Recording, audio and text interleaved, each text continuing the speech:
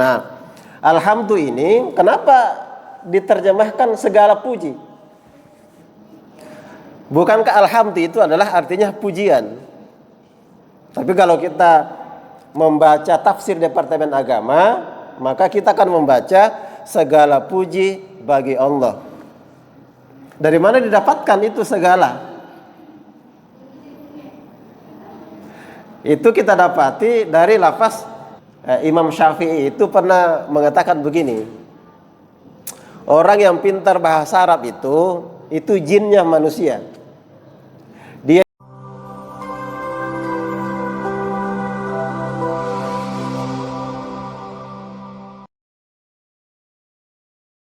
Alhamdulillahilladzi ahalla ni'matil iman wal islam wa nusalli wa nusallimu ala khairil anam sayyidina Muhammadin wa ala alihi wa ashabihi ajma'in amma ba'd.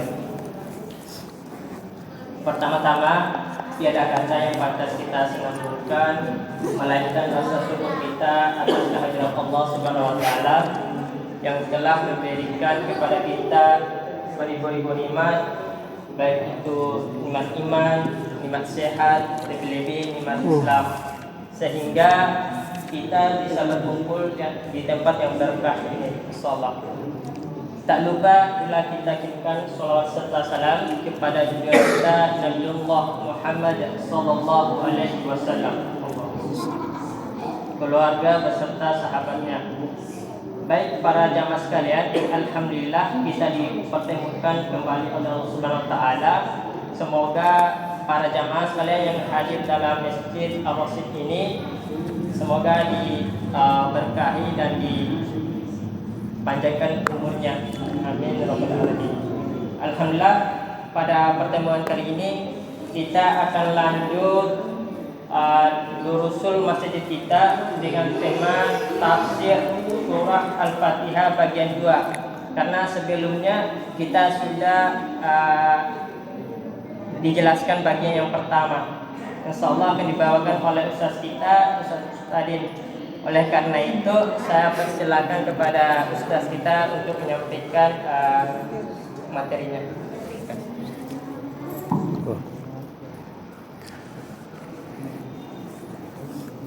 Bismillahirrahmanirrahim.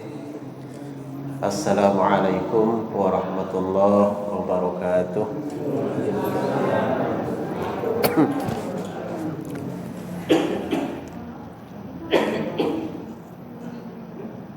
Alhamdulillahirabbil alamin. Wassalatu wassalamu ala Rasulillah wa ala alihi wa ashabihi ajma'in. Amma ba'du. Bapak-bapak, ibu-ibu sidang jamaah maghrib yang insyaallah dimuliakan oleh Allah Subhanahu wa taala. Alhamdulillah, kita panjatkan kehadirat Allah Subhanahu wa taala. Sekarang kita masuk di tanggal 15 Zulhijjah. Dalam lagi ini tahun baru Muharram, 15 hari lagi kurang lebih. Dan kita memasuki pertemuan yang kedua, membahas tentang tafsir surah-surah pendek. Mudah-mudahan aktivitas kita ini diberkahi oleh Allah Subhanahu wa taala. Tidak lupa kita mengirimkan salam dan salawat kepada junjungan kita Nabi besar Muhammad sallallahu alaihi wasallam, pada keluarga beliau, sahabat-sahabat beliau, dan kepada seluruh kaum muslimin sampai akhir zaman. Melanjutkan pembahasan kita bulan yang lalu tentang surah Al-Fatihah. Kita sudah membahas muqaddimahnya dan sudah membahas lafaz atau ayat pertama Bismillahirrahmanirrahim atau basmalah. Sekarang kita akan memasuki ayat yang kedua. A'udzu billahi minasyaitonir rajim. Alhamdulillahi rabbil alamin. Sering kita terjemahkan segala puji bagi Allah, Tuhan semesta alam. Nah, pengarang kitab ini mencoba memberikan penafsiran yang ringkas tapi padat. Imam Jalaluddin Al-Mahalli beliau menjelaskan alhamdulillahi. Jadi nanti Pak ada yang membaca alhamdu, tapi ada juga membaca alhamdah. Ini bacaan. Walaupun saya kurang tahu apakah alhamdah ini termasuk bacaan yang mutawatir, wallahu alam. Walaupun kalau kita baca tafsir yang tebal-tebal, ada yang membaca alhamdah lillahi rabbil alamin. Nah, kalau kita mushaf kita alhamdulillahi rabbil alamin. Alhamdulillah, segala puji bagi Allah. Beliau menjelaskan alhamdulillah ini adalah jumlatun khobariyatun. Lafaz alhamdulillah ini adalah kalimat berita. Segala puji bagi Allah itu berita. Ya, sama saja alangkah terpujinya si anu. Itu kan berita. Nah, dalam bahasa Arab ada jumlah khobariyah, ada jumlah insya'iyah. Jadi dalam bahasa Arab hanya ada dua kalimat. Kalimat berita atau kalimat insya'iyah. Kalimat insya'iyah itu berisi tentang perintah. Bisa perintah, bisa larangan, bisa pertanyaan, bisa kalimat takjub.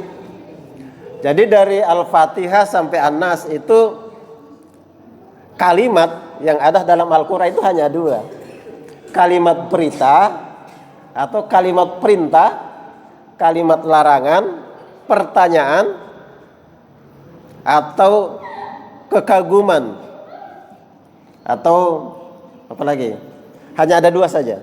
Nah, alhamdulillah segala puji bagi Allah. Ini adalah kalimat berita. Segala puji bagi Allah. Nah, alhamdulillah ini kenapa diterjemahkan segala puji? Bukankah alhamdulillah itu adalah artinya pujian? Tapi kalau kita membaca tafsir Departemen Agama, maka kita akan membaca segala puji bagi Allah. Dari mana didapatkan itu segala? Itu kita dapati dari lafaz alhamdulillah itu punya alif lam. Al. Nah, ulama menjelaskan kalimat alif lam itu bisa dimaknai kullun. Jadi sebenarnya ini lafaz adalah kullul hamdi lillah. Segala atau semua pujian bagi Allah. Nah, makanya Imam Syafi'i itu pernah mengatakan begini.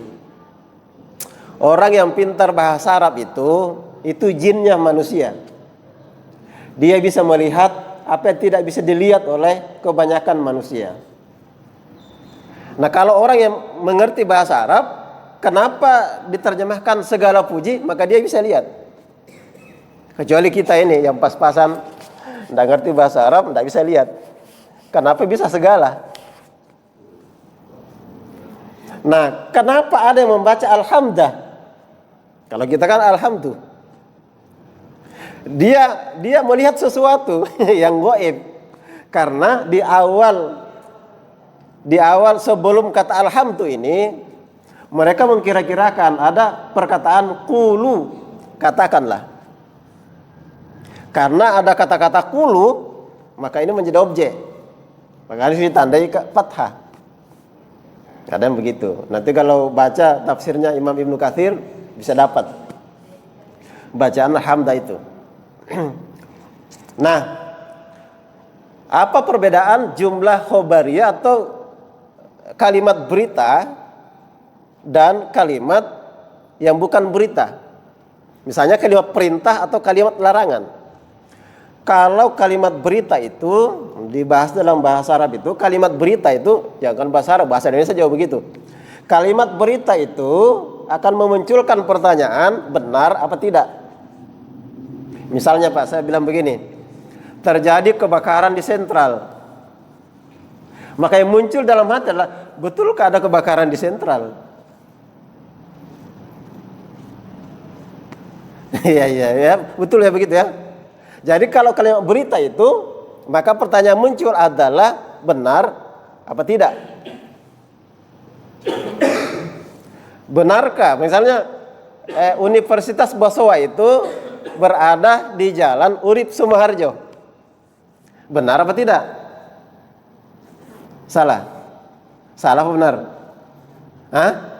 Ya benar. Nah, alhamdulillah ini kalimat berita. Qusida biha as-sana'u 'alallahi.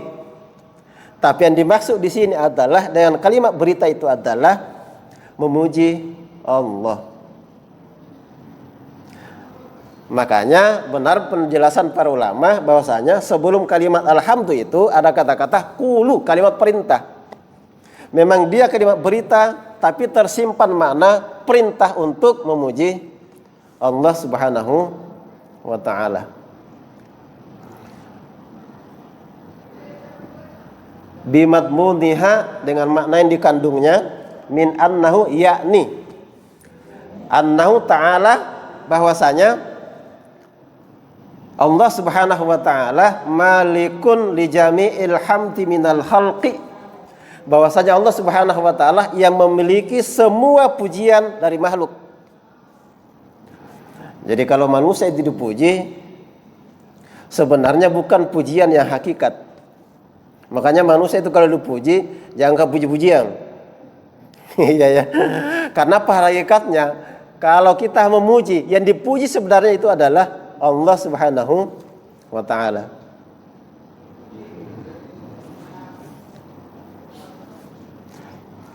Ya. Jadi misalnya yang baru masuk, gagahnya. Gagahnya.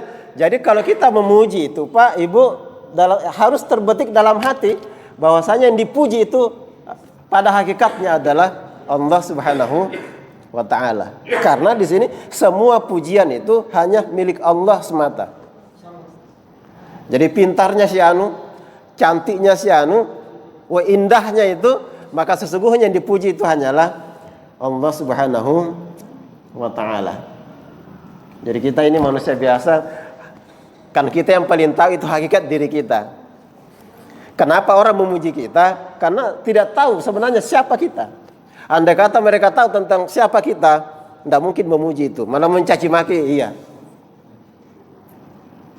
Maka bersyukurlah kepada Allah, karena Allah itu menutup aib-aib kita dan membuka kebaikan-kebaikan kita.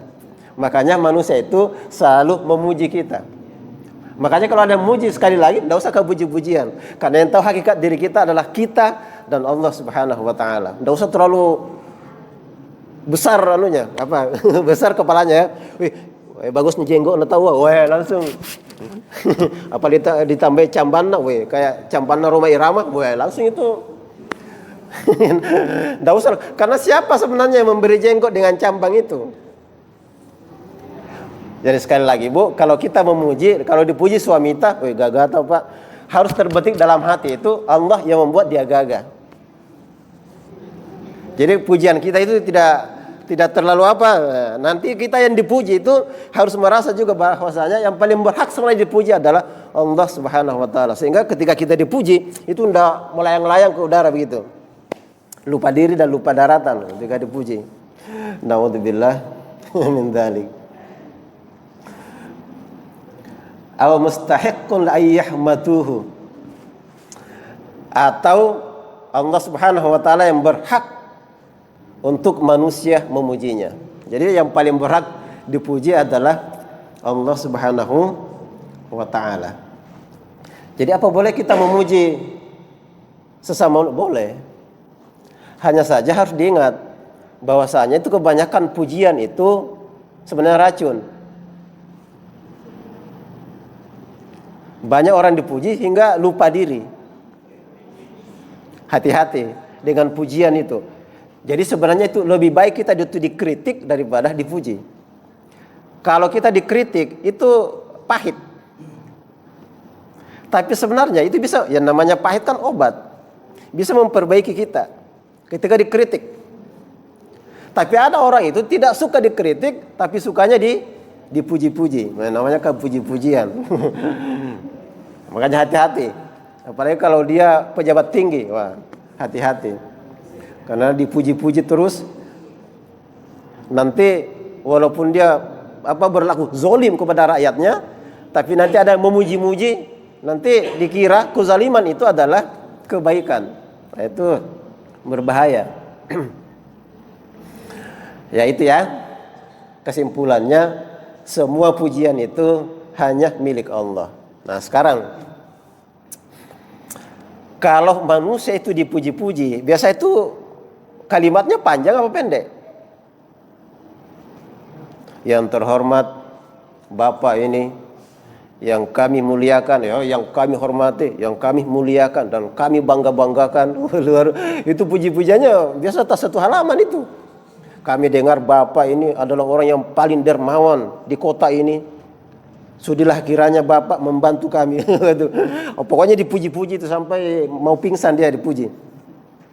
Panjang pujiannya. Tapi lihatlah Allah ini. Allah yang paling berjasa kepada kita. Dia melahirkan kita ke dunia, ngasih kita oksigen ini gratis, ngasih kita wajah seperti ini, ngasih telinga, ngasih organ-organ dalam ini berfungsi semua, dari ginjal sampai paru-paru, jantung itu berfungsi semua tanpa kita sadari, dan itu berjalan secara otomatis. Kalau jantung kita itu tiba-tiba berhenti, selesai. Semuanya ini Allah yang ciptakan. Tidak ada kita. Tapi luar biasanya ketika kita membaca Al-Fatihah, pujian kepada Allah itu pendek. Apa yang kita bilang kalau memuji Allah ini saja, Alhamdulillah, itu saja. Pendek. Padahal yang paling luar biasa itu, yang berjasa kepada kita itu adalah Allah Subhanahu wa taala. Pendek. Paling panjang alhamdulillahi rabbil alamin. Kalau muji-muji ini kan, wah, apalagi orang pacaran itu, wah, pujiannya itu satu lapangan. Wah, kita yang paling cantik di dunia. Pokoknya bapak tak juga baik. Nah, wah, pokoknya puji-pujiannya itu enggak tahu berapa karung itu puji-pujian keluar. Allah, kita belajar di sini. Makanya kalau muji orang pendek-pendek sajalah. Oh, Allah saja pendek, pujiannya ya pendek. Cukup alhamdulillah. Sidang jamaah maghrib yang insyaallah dimuliakan oleh Allah Subhanahu wa taala. Wallahu alamun. Allah itu adalah satu nama, alal ma'budi bihaqqin, yang disembah dengan benar. Jadi tidak ada itu yang menggunakan kata-kata Allah selain Allah. Tidak ada itu manusia namanya Allah kecuali digandengkan dengan kata lain. Misalnya Abdullah, hamba Allah. Tidak boleh itu nanti dikasih anak Allah saja. Tidak boleh. Allah, wih, kayak dia Tuhan semesta alam. Tapi harus digandengkan dengan kata-kata lain. Bisa Abdullah, bisa Ibadullah, bisa Ubaidillah, apa lagi? Macam-macam. Lafaz tentang Allah. Rabbil alamin, Tuhan semesta alam.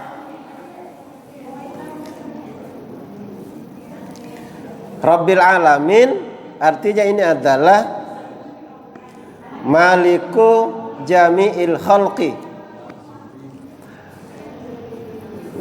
Tuhan semesta alam artinya adalah yang memiliki seluruh makhluk.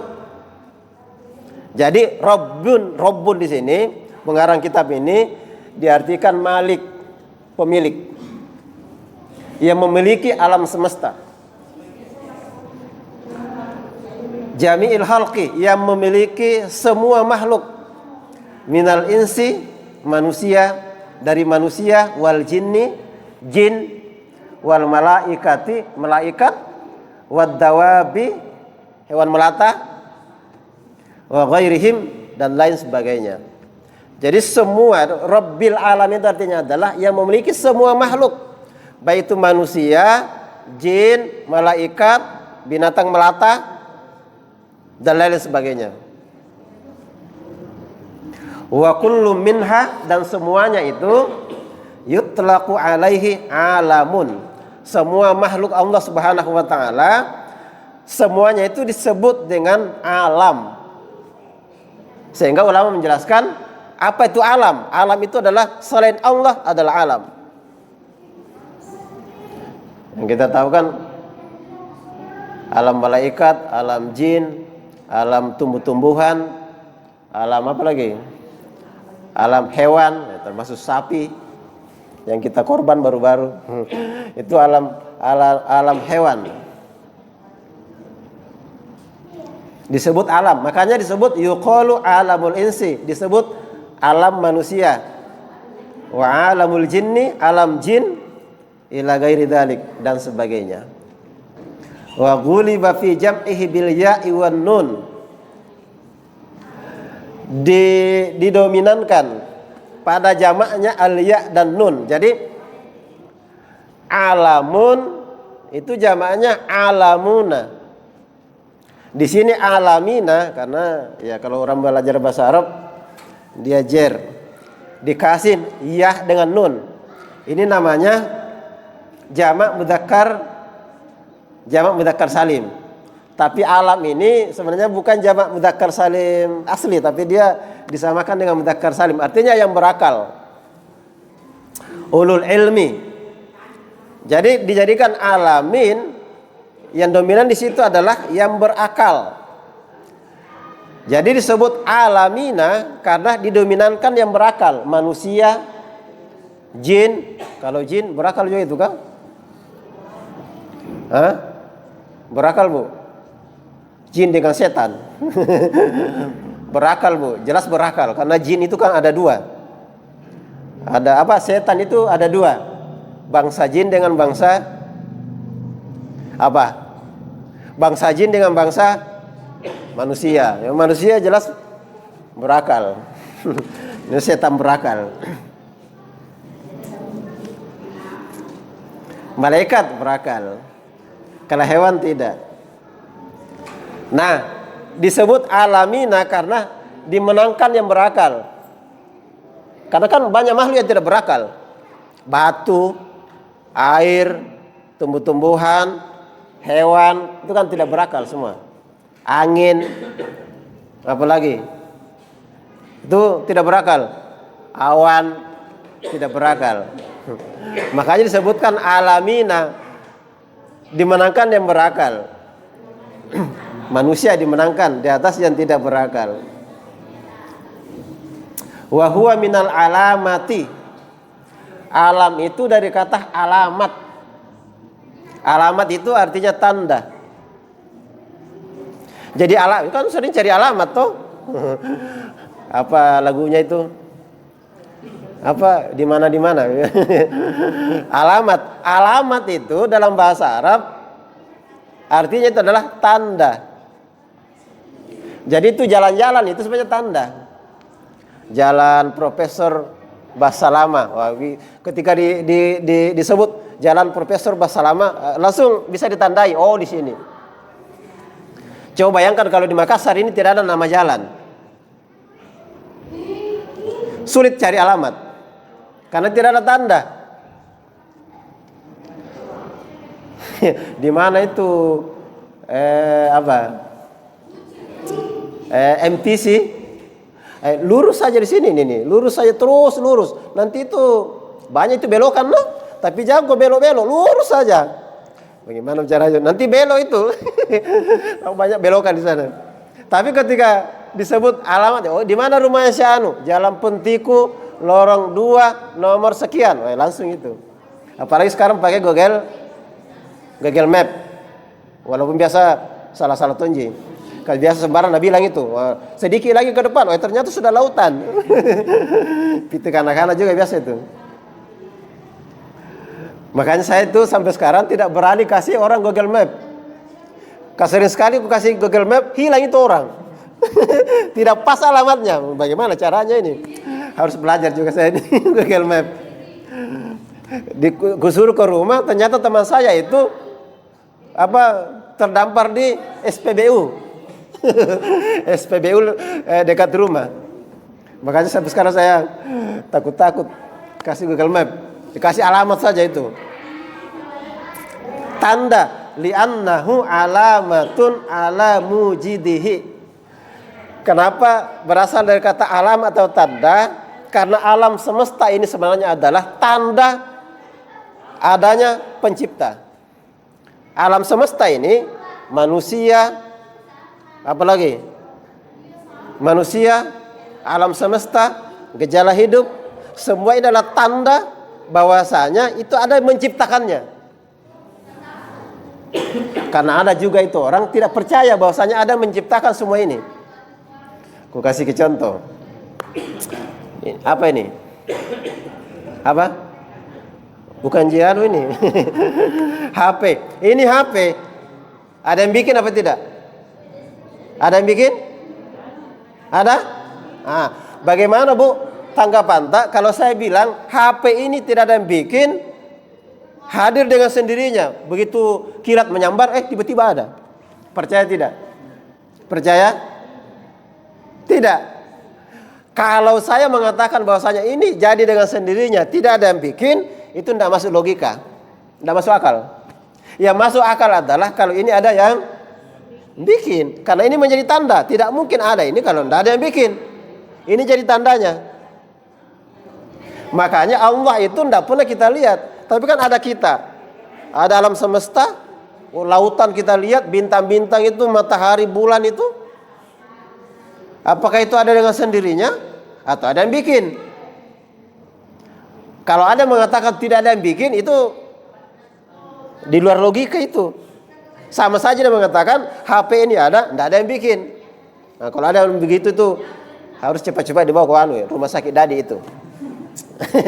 Agak miring-miring otaknya itu. Tidak normal otaknya itu. Kalau ada yang mengatakan ada sesuatu tapi tidak ada yang mengadakan. Karena ada juga yang berprinsip seperti itu, Pak. Ini alam semesta, tidak ada yang bikin. Jadi dengan sendirinya. Dan itu di luar logika.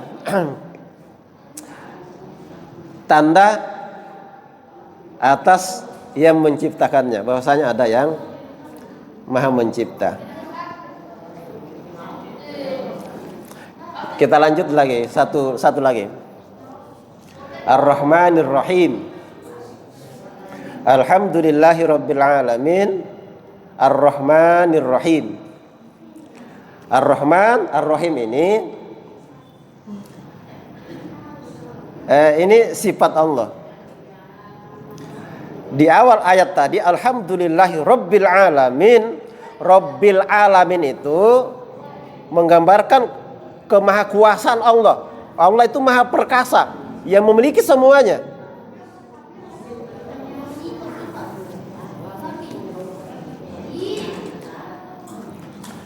Nah, begitu menggambarkan bahwasanya Allah itu maha perkasa, memiliki semuanya.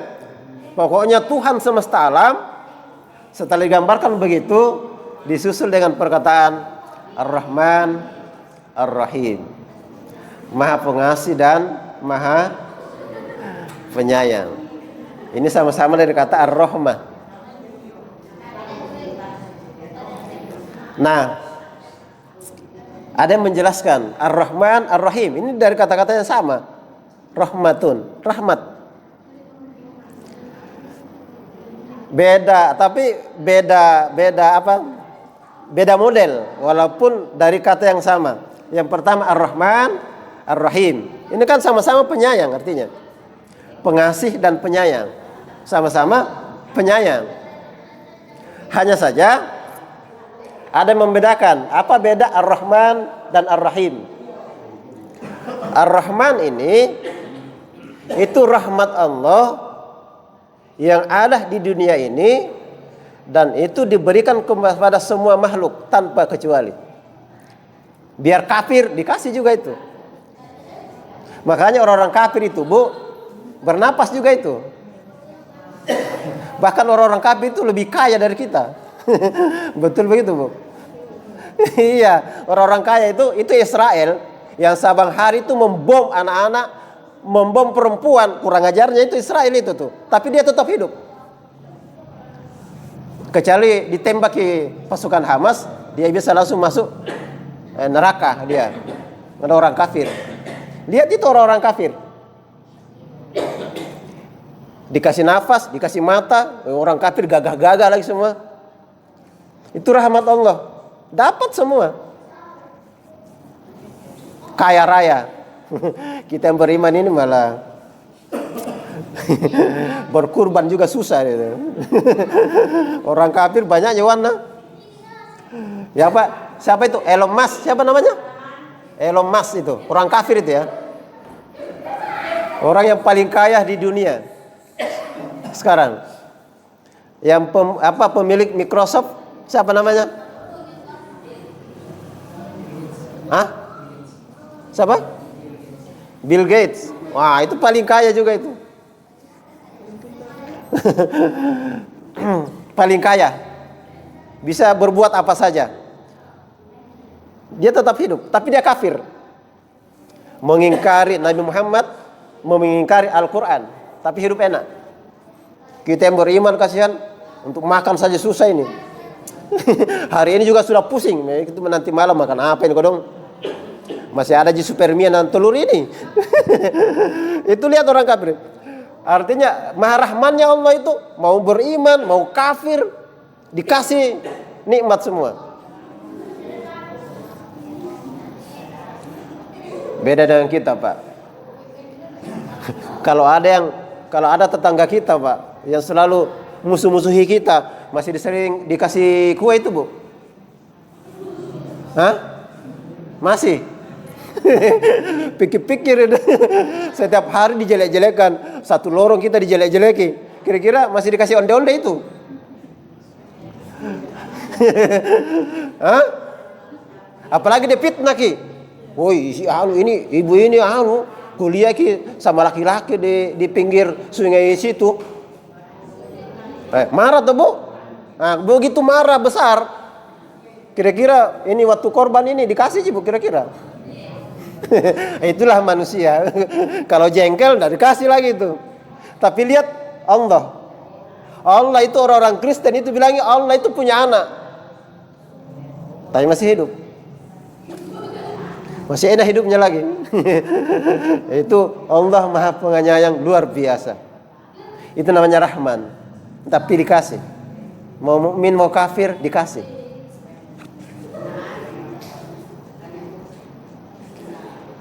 Ar-Rahim. Beda dengan Rahim. Rahim ini rahmat Allah untuk orang-orang beriman, baik di dunia maupun di akhirat. Lebih-lebih di akhirat. Rahim ini hanya untuk orang mukmin. Apalagi di akhirat. Kalau orang mukmin masuk di mana? Masuk? Ragu-ragu, Pak. Kalau 2 tahun ini di akhirat, Pak, tinggal 2 tahun, Pak. Nah, kalau ragu-ragu masuk surga, khawatir saya. Orang mukmin itu masuk surga. Rahimnya Allah. Penyayangnya itu dikasih ke surga. Orang kafir di mana? Orang kafir di neraka. Tidak dapat dia. Apalagi dia kafir selama-lamanya di neraka. Jadi di dunia itu mereka dapatlah, tapi di akhirat, wah langsung di blender dia. Orang kafir ya, langsung disate di blender itu. Jadi itu bedanya Ar-Rahman, Ar-Rahim. Yang sering kita baca tiap hari. Dan rahmannya Allah itu kita rasa setiap hari. Setiap detik kita rasa. Jantung kita itu masih berdetak karena kasih sayang Allah. Kan ini berdetak terus ini. Tapi kita manusia terkadang lupa. Lupa itu. Ya itulah sifatnya manusia, memang tempatnya salah dan dosa. Tapi kalau salah terus, bukan manusia juga itu kalau salah terus. Karena kan manusia itu kadang salah, kadang benar. Kalau benar terus, bukan orang juga itu. Kalau salah terus, bukan manusia itu. Tapi kalau benar terus, bukan orang juga itu. Karena namanya manusia wajib salah. Ada yang tidak pernah salah di sini? Sabang hari bikin dosa.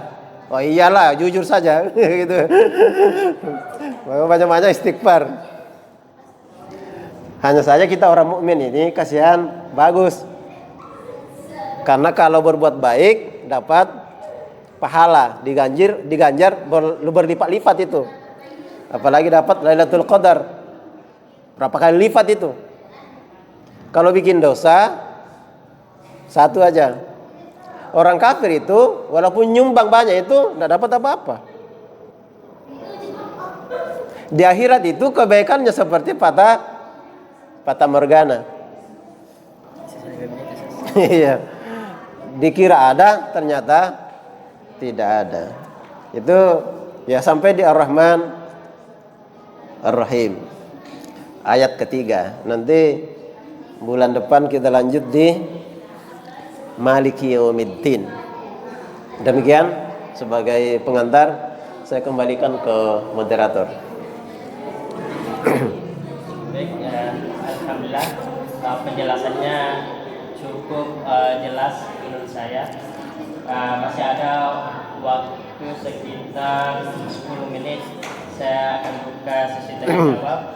Mungkin cukup satu saja pertanyaan. Barangkali ada dari Bapak atau Ibu yang ingin bertanya, saya persilakan.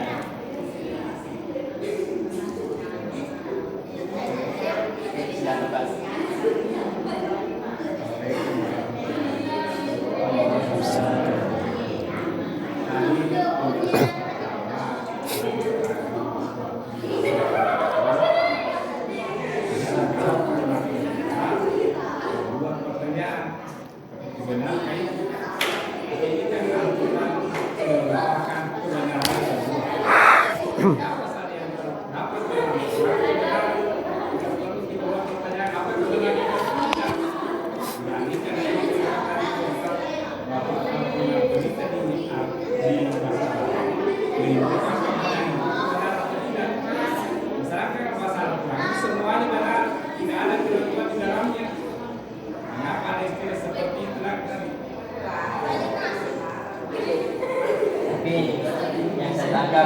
Cara membedakan mana yang salah dan mana yang benar dari bangsa itu Pak.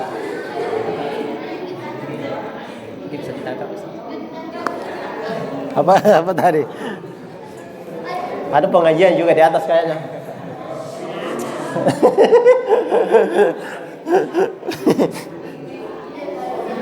Iya. Iya. Iya, untungnya ditanyakan ini. Saya sempat lupa tadi. Jadi dalam Al-Quran itu ada kalimat berita, ada kalimat perintah.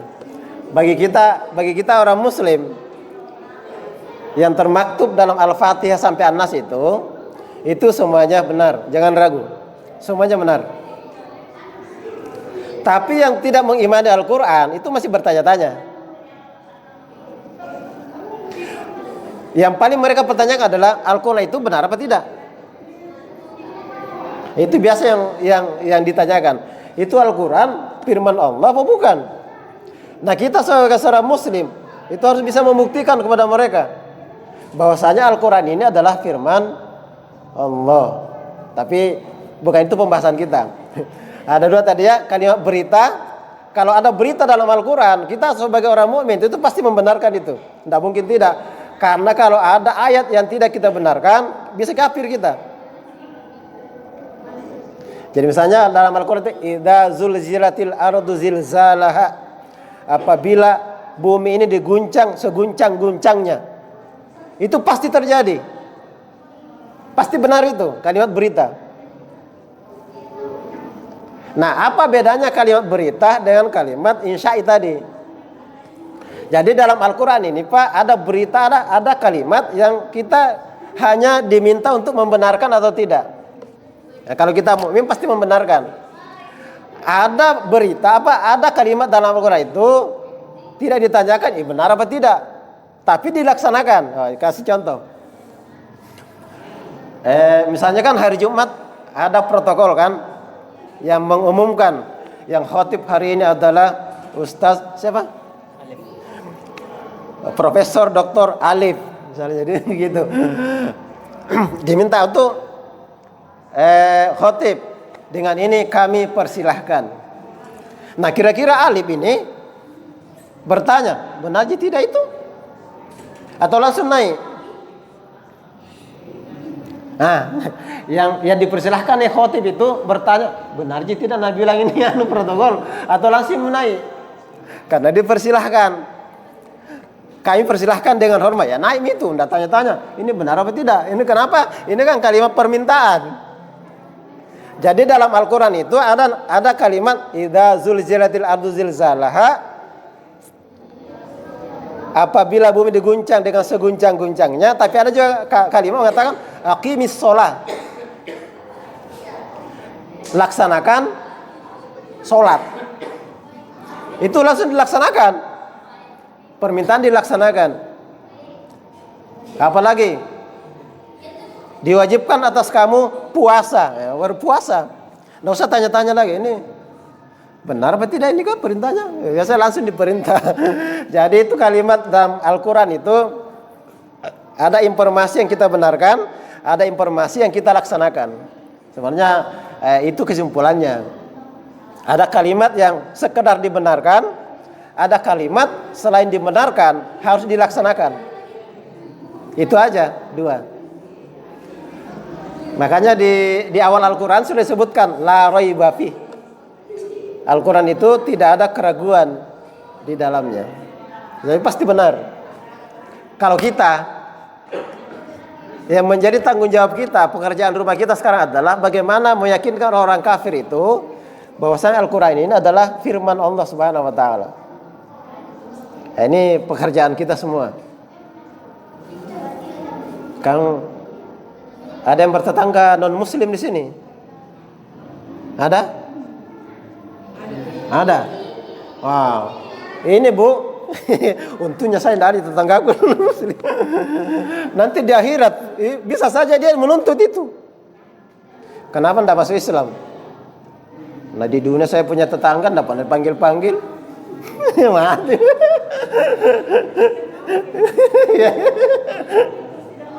Ya. Jadi kalau ibu, saya sudah sering panggil itu, tapi dia tidak mau. Ya, baiklah. Ibu masuk surga, dia terserah. Tanggung jawab kita memang semua. Karena orang-orang kafir itu bisa membuat hujah seperti itu. Itu teman saya dulu di dunia itu, tapi tidak pernah tuh ajak-ajak masuk Islam. Sempurna aja Kak, masuk aja itu. Ya. Oh iya. Dalam Islam itu walaupun ini ya perbedaan pendapat, kalau suaminya muslim, istrinya itu ahlul kitab. Ahlul kitab itu Yahudi atau Nasrani, Bu. Ahlul kitab itu tidak masuk Hindu ya. Tidak masuk Hindu, tidak masuk Buddha. Jadi itu yang laki-laki muslim itu yang diboleh dinikahi itu adalah perempuan ahlul kitab. Tapi bukan sembarang ahlul kitab. Al-muhsanat, yang menjaga diri. Boleh. Sah itu. Tapi masa iya banyaknya itu muslimah yang belum pun menikah, masa kafir nu ambil? Ya toba, tak lewat-lewat no. Itu banyak yang masih belum menikah Nah, bapak-bapak juga masih mau nambah lagi kapan? Yang tidak boleh adalah tidak sah itu kalau perempuan muslimah nikah dengan orang kafir. Itu tidak sah.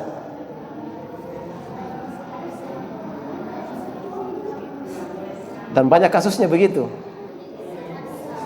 Tapi mereka tidak peduli. Yang penting kami memang beda agama tapi bahagia. Bahagia bagaimana itu? Ya, banyak mereka kata ya itu bahagia. Nah ini Pak, yang paham begini, ini yang harus kita tangkal. Oke, karena waktu terbatas ya. Sebenarnya masih banyak yang mau kita bicarakan ya, tapi karena dibatasi oleh waktu, insya Allah kita lanjutkan bulan depan. Demikian yang bisa kami sampaikan. Mudah-mudahan ada manfaatnya. Mohon maaf atas segala kekurangan. Assalamualaikum warahmatullahi wabarakatuh. Baik, terima kasih banyak kepada Ustaz telah menyampaikan materinya. Semoga apa yang kita pelajari menjadi sebagai pembelajaran kita di kehidupan kita setiap hari. Baik, kita tutup dengan banyak istighfar. Astagfirullahaladzim, astagfirullahaladzim. Dan diikuti dengan doa kafaratul majelis. Subhanallahumma wa bihamdihi, asyhadu an la ilaha illa anta, astaghfiruka wa atubu ilaik. Wabillahi taufiq wal hidayah. Wassalamualaikum warahmatullahi wabarakatuh.